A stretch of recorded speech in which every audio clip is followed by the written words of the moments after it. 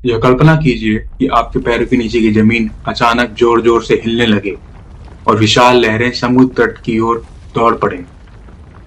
जी हाँ, यह है वो भयावह सच्चाई जिसका लाखों लोग प्रशांत महासागर के रिंग ऑफ फायर क्षेत्र में रहते हुए आए दिन सामना करते हैं। जुलाई में एक 8.8 तीव्रता वाला भूकंप रिंग ऑफ फायर क्षेत्र के क्रमचेटका प्रायद्वीप में आया, जिसने एक बहुत ही बड़ी सुनामी को पैदा किया।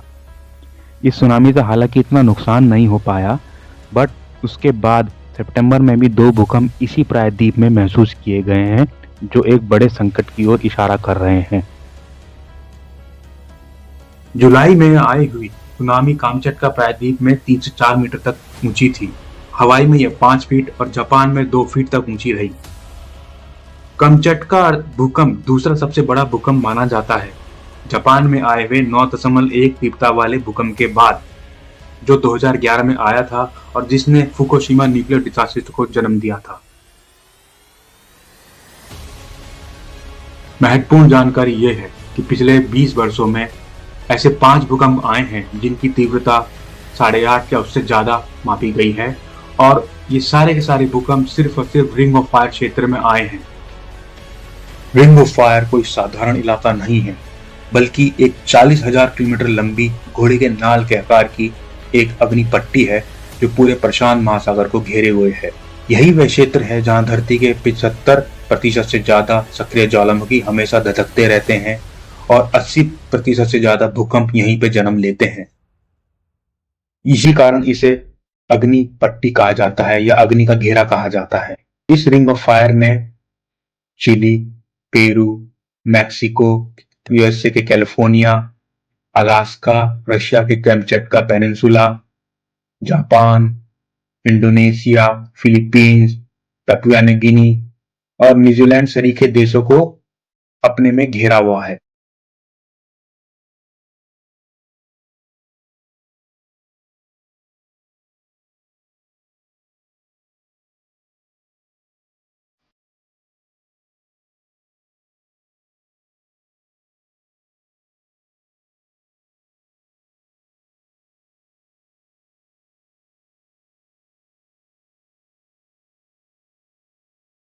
इसी घेरे का एक बहुत ही अहम हिस्सा है कैमचटका पेनिनसुला, जो रशिया के पूर्वी तटीय क्षेत्र में आता है, जहां बहुत ही कम आबादी रहती है। यह इलाका करीब 2000 किलोमीटर लंबा है अगर हम उत्तर से लेकर दक्षिण तक चलें, जो कैमचटका पेनिनसुला से उत्तर जापान तक फैला हुआ है। और कुरिल द्वीप समूह, जो अपने दर्जनों सक्रिय ज्वालामुखियों के लिए प्रसिद्ध है, वो भी इसी के निकट स्थित है। अब हम अगर जरा रिंग ऑफ फायर की बात करें, तो दुनिया का सबसे बड़ा भूकंप जो 9.5 तीव्रता वाला था, वो साल 1960 में चिली में दर्ज हुआ था। ठीक इसके 4 साल बाद 1964 में 9.2 तीव्रता का एक और विनाशकारी भूकंप अलास्का में दर्ज हुआ था। अब हम जरा ये समझते हैं कि रिंग ऑफ फायर क्षेत्र की धरती के नीचे ऐसा क्या हो रहा है जिससे वहां पे हमेशा भूकंपों, ज्वालामुखी उद्गार का खतरा बना रहता। रिंग ऑफ फायर दरअसल पृथ्वी की कई विशाल प्लेटों की सीमा रेखा है।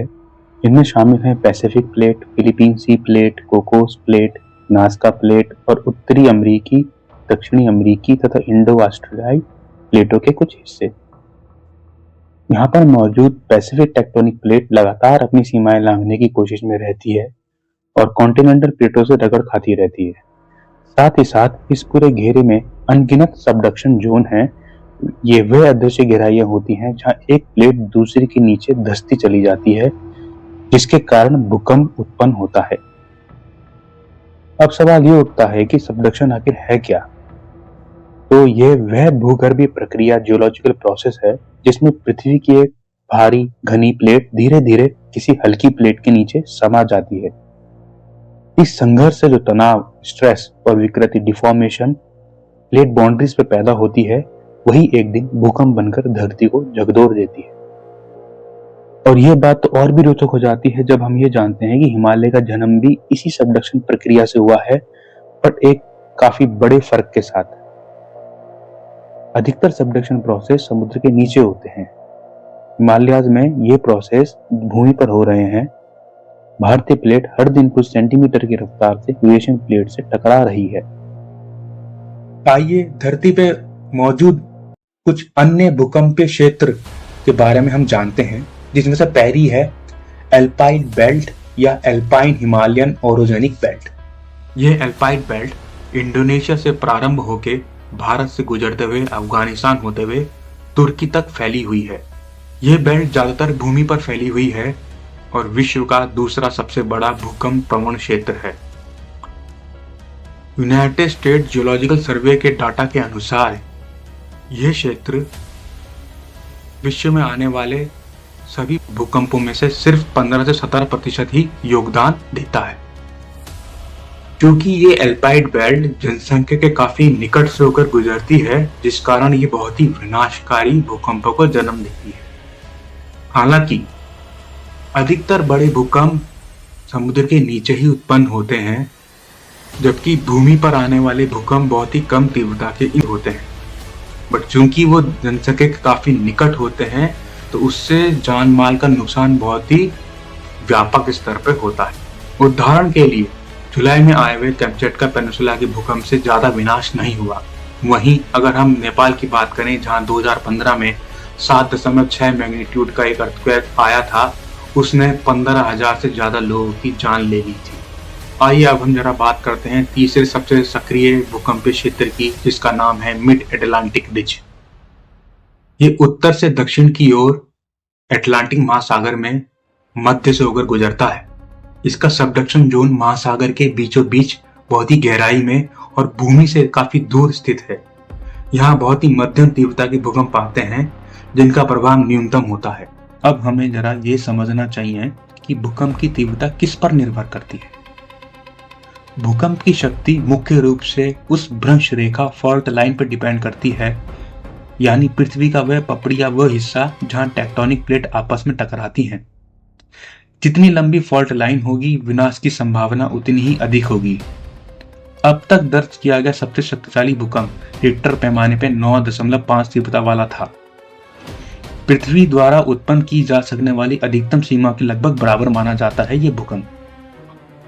यदि 10 तीव्रता का भूकंप आना हो, तो उसके लिए फॉल्ट लाइन को लगभग पूरी पृथ्वी तक फैलना पड़ेगा, जो किसी भी वर्तमान फॉल्ट लाइन के लिए असंभव है। कैमचटका पेनिनसुला में हाल ही में आए बहुत बड़े बड़े भूकंप और लगातार आने वाले छोटे भूकंपों से इसी बड़े संकट की ओर इशारा हो रहा है, जिस पे हमें ध्यान देने की आवश्यकता है।